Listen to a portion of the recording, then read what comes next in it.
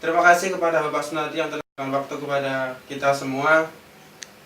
Kami di sini yang beranggotakan saya sendiri Muhammad Ansarudin NIM 13000222051 akan menjelaskan tentang televisi.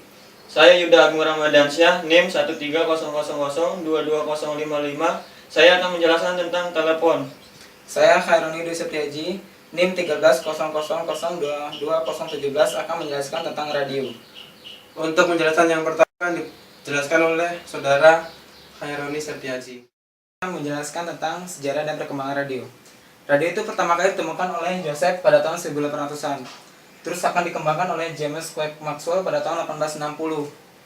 Selanjutnya David E. Hughes menemukannya pada tahun 1808. Dikembangkan lagi oleh Guglielmo Reginald sama Fleming Edwin pada tahun 1904. Terus dipatenkan oleh Howard Armstrong pada 1912. Salah satu penggunaan awal termasuk Angkatan Laut Jepang yang memata-matai armada Rusia saat Perang Tsushima pada tahun 1901. Kemudian radio itu digunakan untuk menyalurkan perintah dan komunikasi antara Angkatan Darat dan Angkatan Laut di kedua pihak pada Perang Dunia Kedua. Dan penggunaan radio ini dalam masa sebelum perang adalah untuk pengembangan pendeteksian dan pelokasian pesawat dan kapal dengan menggunakan radar. Sekarang radio sudah banyak bentuknya, termasuk dari jaringan tanpa kabel, komunikasi bergerak di segala jenis, dan juga penyiaran radio. Selanjutnya saya akan menjelaskan tentang frekuensi pada radio. Pada level very low frekuensi, yaitu mencapai 10 Hz sampai 10 kHz. Kemudian pada level low frekuensi mencapai 100 kHz. Pada level medium frekuensi, yaitu mencapai 1 MHz. Pada level high frekuensi mencapai 10 MHz. Pada level vertical high frekuensi mencapai 100 MHz. Pada level ultra high frekuensi mencapai 1 GHz. Pada level super high frekuensi mencapai 10 GHz. Dan terakhir extremely high frekuensi mencapai 100 GHz. Contoh frekuensi pada radio yaitu pada Radio Ramada dengan frekuensi 107,5 FM. Kemudian Radio Unisi 104,5 FM. Untuk dari gambar radio spektrum adalah sebagai berikut. Selanjutnya modulasi pada radio. Modulasi adalah pencampuran sinyal input dengan sinyal pembawa atau carrier.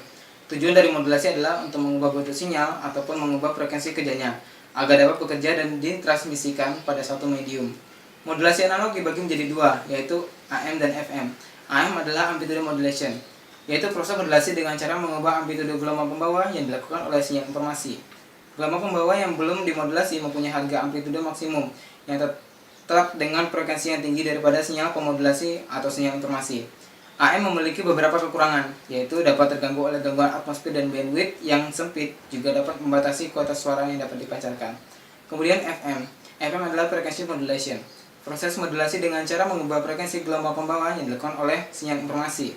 Frekuensi gelombang pembawa akan naik menuju harga maksimum sesuai dengan amplitude dari sinyal pemodulasi sampai menuju harga maksimum dalam arah yang positif. Kemudian gelombang pembawa akan turun menuju harga frekuensi asli sesuai dengan harga amplitude sinyal pemodulasi menuju 0. Keuntungan dari FM yakni noise-nya lebih kecil dan daya dibutuhkan lebih kecil. Selanjutnya, sistem kerja dari radio. Sistem kerja dari radio ada dua, yakni pemancar dan penerima. Pertama pemancar, yaitu sumber pembawa yang sebuah osilator yang dikemudikan dengan kristal pada frekuensi pembawa atau kelipatan awalnya di bawahnya. Besarnya frekuensi keluaran dapat diatur dengan mengubah nilai L dan C. Frekuensi yang dipancarkan diusahakan konstan agar gelombang keluaran yang dihasilkan lebih baik. Kemudian ini diikuti oleh sebuah penguat buffer yang ditala. Penggunaan penguat kelas C akan mengakibatkan timbulnya cacat yang tidak diinginkan pada seluruh modulasi yang mengandung sinyal informasi. Keluaran dari penguat RF ditransmisikan lewat antena. Kemudian sinyal tersebut akan diterima oleh antena dan kemudian dilakukan pemilihan sinyal yang diinginkan dari semua sinyal yang dapat diterima oleh antena. Sinyal dipisahkan tersebut kemudian diperkuat sampai pada suatu tingkat yang dapat digunakan. Proses selanjutnya adalah demodulasi sinyal radio, yaitu proses pemisahan sinyal informasi dari sinyal carrier atau sinyal pembawanya yang dilakukan oleh demodulator AM atau detektor AM. Untuk gambar penerimaan dan pengirim akan saya tampilkan sebagai berikut.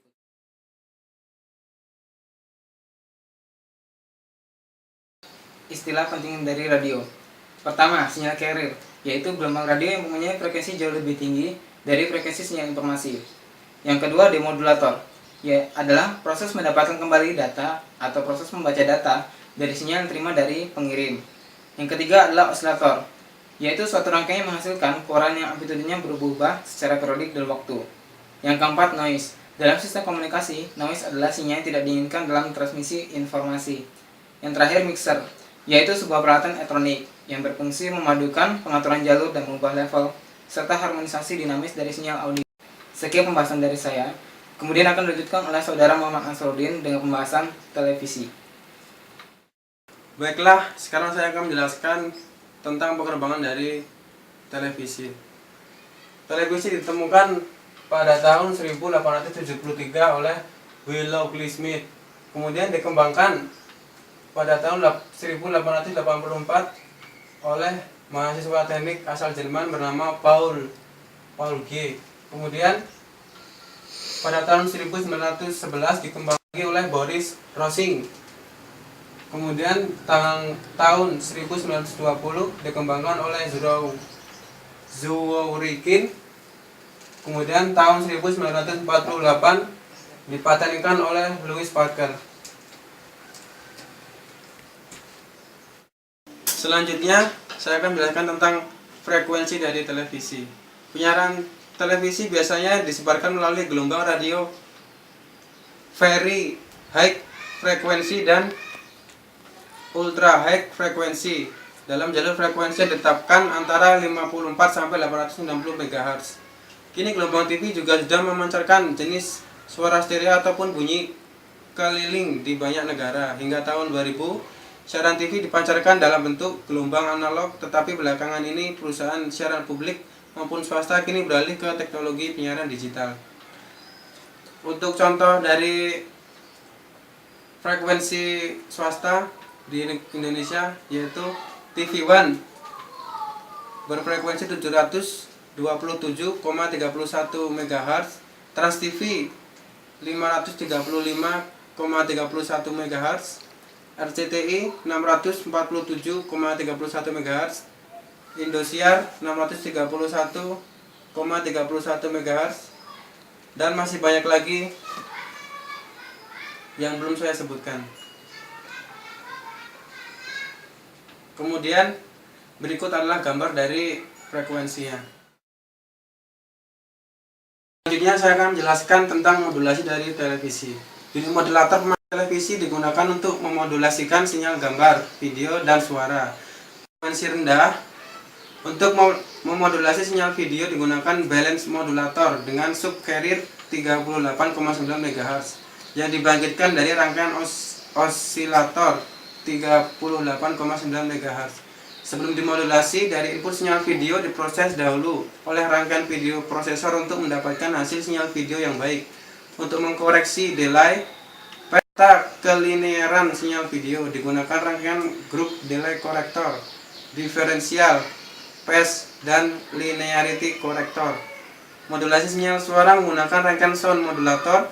Sound modulator ini memberikan output inter-carrier frekuensi yang dicampur dengan frekuensi efisien 38,9 MHz oleh rangkaian pencampur dan menghasilkan if sound yang frekuensinya 33,4 MHz.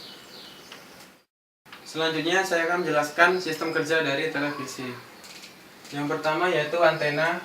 Antena berfungsi untuk menangkap gelombang dari stasiun televisi. Kemudian nomor 2, sinyal yang datang dialirkan menuju ke colokan antena yang ada pada televisi. Kemudian pada nomor 3, sinyal yang datang membawa gelombang suara dan gambar karena gelombang yang diterima antena TV lebih dari satu. Sirkuit dalam televisi memisahkan ini sesuai dengan saluran TV yang dipilih, kemudian diproses lebih lanjut. Alat pemisah tersebut disebut tuner.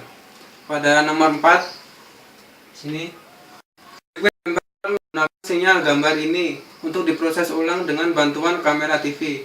Pada nomor 5, bagian ini menembakkan 3 elektron menuju tabung katoda. Pada nomor 6, elektron menerobos elektromagnetik. Elektron dapat dikendarai oleh magnet sebab mereka mempunyai elektron negatif, dan berkas elektron ini akan bergerak bolak-balik di layar televisi. Pada nomor 7, berkas cahaya ini akan diarahkan ke layar yang bahan kimia berupa fosfor. Saat berkas elektron ini mengenai fosfor akan menampilkan titik warna merah, hijau, dan biru. Yang tidak kena tetap berwarna hitam. Kombinasi warna inilah yang menghasilkan gambar di televisi pada nomor 8. Dan pada nomor 9, sinyal suara yang sudah disaring dikeluarkan melalui alat yang disebut speaker. Selanjutnya saya akan menjelaskan istilah-istilah penting dalam televisi. Yang pertama, televisi terestrial adalah sistem penyiaran televisi yang tidak melibatkan transmisi satelit. Yang kedua, repeater adalah suatu alat yang berfungsi untuk menerima sinyal yang lemah dan kemudian dipancarkan dengan jangkauan yang lebih jauh. Dengan kata lain, yang ketiga, ABL atau Automatic Brightness Level, yaitu rangkaian yang berfungsi untuk mengontrol brightness atau cahaya secara otomatis. Yang keempat adalah chroma atau disebut juga matrix, adalah rangkaian untuk pembangkit warna. Yang kelima, refleksi atau yoke, adalah kumparan kawat tembaga yang berfungsi membuka layar secara vertikal dan horizontal. Kemudian materi terakhir akan dijelaskan oleh Saudara Yuda Agung Ramadansyah. Baiklah, saya akan menjelaskan materi tentang telepon. Yang pertama, saya akan menjelaskan sejarah dan perkembangan telepon. Pada tahun 1871, Nathaniel Macucci mematenkan penemuannya yang disebut sound telegraph.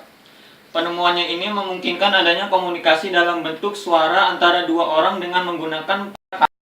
Pada tahun 1875, perusahaan telekomunikasi The Bell mendapatkan hak paten atas penemuan Meucci yang disebut Transmitters and Receiver for Electric Telegraph. Sistem ini menggunakan getaran multiple baja untuk memberikan jeda pada sirkuit. Pada tahun 1877, The Charles William Shop merupakan tempat di mana telepon pertama kali dibuat dengan pengawasan Watson.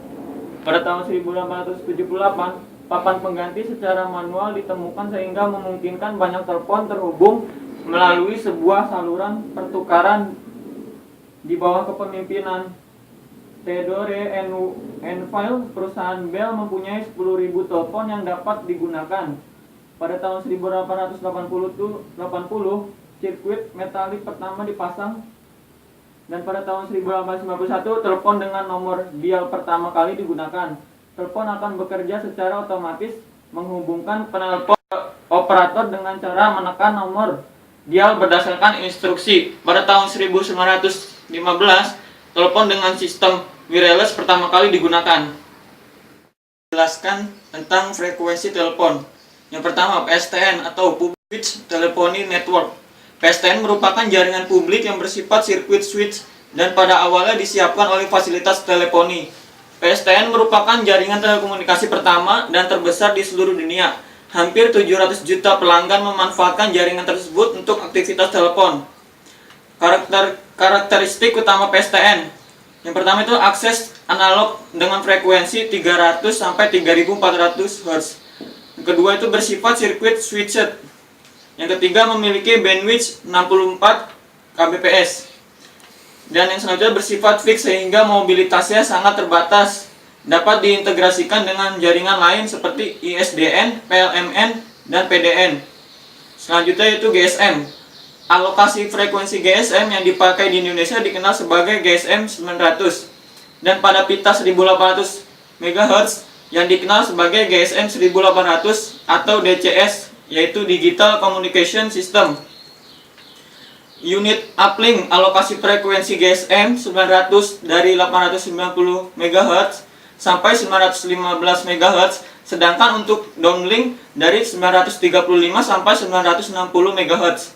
Perhatikan dalam frekuensi MHz, lebar pita spektrum GSM 900 sendiri adalah 25 MHz dan penomoran kanal ARFCN-nya dimulai dari 0 dan seterusnya.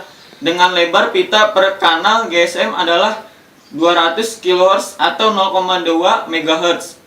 Maka jumlah total kanal untuk GSM 900 adalah 25 per 0,2 sama dengan 125 kanal. Selanjutnya yaitu CDMA. Kode Division Multiple Access atau CDMA adalah sebuah bentuk pemultiplexan, bukan sebuah skema pemodulasian, dan sebuah metode akses secara bersama yang membagi kanal tidak berdasarkan waktu atau seperti pada TDMA atau frekuensi seperti pada FDMA. Namun dengan cara mengodekan data dengan sebuah kode khusus yang diasosiasikan dengan tiap kanal yang ada dan menggunakan sifat-sifat interferensi konstruktif dan kode-kode khususnya itu untuk melakukan pemultiplexan pemilihan frekuensi secara fleksibel 300 sampai 2500 MHz. CDMA pada dasarnya dikembangkan oleh militer di Amerika dan kemudian dikomersialkan oleh perusahaan di Amerika oleh Qualcomm dan dikembangkan dengan standar IS-95. Tipikal frekuensi operasi untuk IS-95 adalah 800 MHz. Versi broadband yang baru CDMA akan diterapkan untuk 3 band frekuensi. Yang pertama itu DCS 1800. Dia bisa dapat mengeluarkan 1,79 sampai 1,78 GHz dan dari 1085 sampai 1880 GHz. USPCS 1,85 sampai 1,9 GHz dan 1,93 sampai 1,99 GHz. CEPT 2 sampai 2,7 GHz. Baik, selanjutnya saya akan menjelaskan tentang modulasi telepon. Modulasi telepon ada dua. Yang pertama GSM dan CDMA. GSM, teknik modulasi yang digunakan pada GSM adalah GMSK, Gaussian Minimum Shift Keying. Teknik ini bekerja dengan melewatkan data yang akan dimodulasikan melalui filter Gaussian. Filter ini menghilangkan sinyal-sinyal harmonik dan gelombang pulsa data dan menghasilkan bentuk yang lebih bulat pada ujung-ujungnya. Bandwidth envelope ini lebih sempit dibandingkan dengan data yang tidak dilewatkan pada filter Gaussian. CDMA, teknik modulasi sistem spektrum tersebar CDMA atau kode division multiple access, menggunakan teknologi split spektrum untuk mengedarkan sinyal informasi yang melalui bandwidth yang lebar sampai 1,25 MHz. Teknologi ini asalnya dibuat untuk kepentingan militer, menggunakan kode digital yang unik, lebih baik daripada channel atau frekuensi RF. Selanjutnya saya akan menjelaskan tentang sistem kerja telepon. Pertama, pengirim merupakan sebuah transducer yang biasa disebut dengan mikrofon. Sebuah membran getar dilekatkan pada elektroda getar yang digetarkan oleh gelombang suara yang masuk. Dengan demikian, tekanan yang berubah-ubah oleh elektroda bergetar akan terdapat pada serbuk arang. Jika tidak ada gelombang suara, arus listrik yang melalui serbuk arang besarnya tetap. Sementara jika gelombang suara datang, arus berubah-ubah. Hal ini akan menyebabkan mikrofon mengirimkan arus bolak-balik. Arus ini nantinya diterima oleh penerima melalui sebuah saluran telepon. Kemudian penerima mengubah perubahan arus listrik menjadi suara yang dapat didengar oleh telinga manusia. Sebuah kumparan dilekatkan pada tiap elektroda dari sebuah magnet permanen dengan gulungan seri berlawanan. Magnet ini menggerakkan membran getar jika arus listrik masuk mengaliri sirkuit penerima. Flux magnet akan dibangkitkan dalam kumparan-kumparan. Arah flux berganti-ganti sesuai dengan arah dari arus listrik, menambah atau mengurangi flux magnet permanen. Membran bergetar sesuai dengan amplitudo dan frekuensi dari arus bolak-balik. Sekitar sebuah titik imbang oleh kekuatan tarik magnet memproduksikan gelombang suara pada bagian muka dari membran. Selanjutnya saya akan menjelaskan istilah penting telepon. Yang pertama ada flux magnetik. Flux magnetik adalah ukuran atau jumlah medan magnet yang melewati luas penampang tertentu. Yang kedua, wireless. Wireless merupakan jaringan tanpa kabel yang menggunakan udara sebagai media transmisinya untuk mengantarkan gelombang elektromagnetik. Yang ketiga, spektrum. Spektrum adalah sebuah keadaan yang tidak terbatas hanya pada suatu set harga saja, tetapi dapat berubah secara tak terbatas di dalam sebuah kontinuum. Yang keempat adalah transducer. Transducer adalah sebuah alat yang mengubah satu bentuk daya menjadi bentuk daya lainnya untuk berbagai tujuan, termasuk pengubahan ukuran atau informasi. Dan yang terakhir ada elektroda. Elektroda adalah konduktor yang digunakan untuk bersentuhan dengan bagian atau media non-logam dari sebuah sirkuit. Selanjutnya tahap terakhir yaitu kesimpulan. Pertama, berdasarkan sejarahnya radio lebih dulu ditemukan dibandingkan yang lain, yaitu pada tahun 1800-an. Kemudian telepon tersebut pada tahun 1871 dan televisi pada tahun 1873. Akan tetapi telepon lebih cepat berkembang dibandingkan yang lainnya. Kemudian modulasi pada televisi ada dua macam, karena harus menampilkan suara dan gambar secara bersamaan. Terus modulasi pada telepon ada dua macam, yaitu GSM dan CDMA. Pada perkembangannya telepon yang paling signifikan dikarenakan penggunaannya yang banyak dan juga untuk alat komunikasi yang dapat digunakan secara dua arah secara langsung. Dan terakhir, setiap sistem komunikasi memiliki tren perkembangannya masing-masing, namun saling melengkapi. Contohnya dalam sebuah handphone memiliki fitur radio ataupun televisi. Sekian presentasi dari kami. Mohon maaf jika ada kata-kata yang salah. Wassalamualaikum warahmatullahi wabarakatuh.